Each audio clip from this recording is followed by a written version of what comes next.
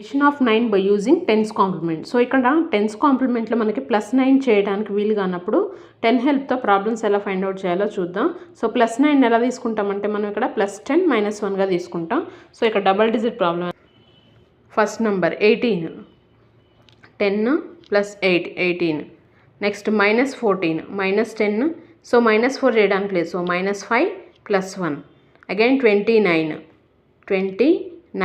+9 చేయడానికి లేదు. So +10 - 1. Again 15 10 + 5. Answer 48. Second problem 35 again -24 -20. So -4 అంటే -5 + 1.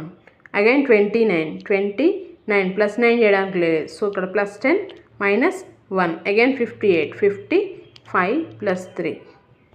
ఆన్సర్ 98.